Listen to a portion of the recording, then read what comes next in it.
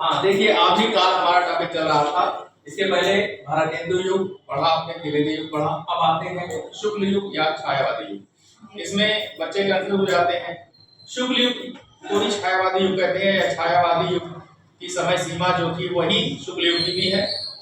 अगर यहाँ से क्वेश्चन पूछेगा तो पूछेगा शुक्ल युग की समय सीमा बताइए, तो 1919 से 1938, या छायावादी युग का जो समय है वो बताइए, तो 1919 से 1938 ईस्वी तक। ये ईस्वी में चल रहा है, ईस्वी सन तक का जो समय है वो आपका छायावादी युग है। छायावादी युग के प्रवर्तक अगर पूछा जाए, और बहुत बार पूछा गया है, हर बार एग्जाम में पूछा जाता है कि छायावाद के जो प्रवर्तक हैं तो वो कौन है? जयशंकर प्रसाद जी हैं। और यदि पूछा जाए शुक्ल युग के प्रवर्तक तो आचार्य रामचंद्र शुक्ल जी हैं। ठीक, तो यहाँ से भी क्वेश्चन आते हैं, बता लोगे?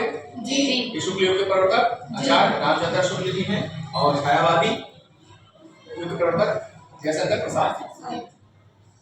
तो यहाँ पर मैंने लिख दिया है। अब अगर बात करें छायावादी युग की, तो छायावादी युग में स्वच्छंदतावाद या रहस्यवाद कविताओं में दिखाई पड़ता है। यानी लेखक जो कवि था वो फ्रीडम होकर कविताएं रचता था, स्वच्छंद यानी स्वतंत्र होकर लिखता था।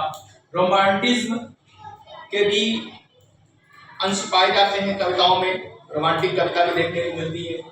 आधुनिक हिंदी कविता का स्वर्ण युग भी कहलाता है।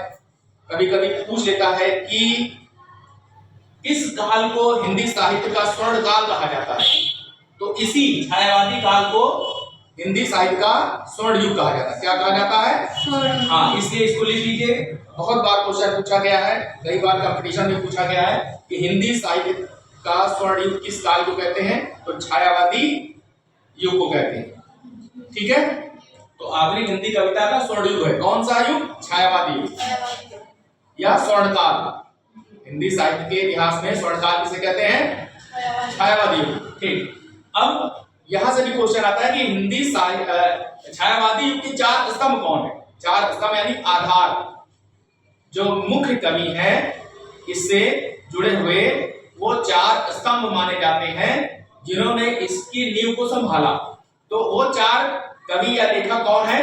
तो मैंने शॉर्टकट में ट्रिक बताया था कि प्रसाद, पंत, निराला, देवी। प्रसाद का मतलब जयशंकर प्रसाद, पंत मतलब सुमित्रानंदन पंत, निराला मतलब सूर्यकांत त्रिपाठी निराला, और देवी का मतलब महादेवी वर्मा।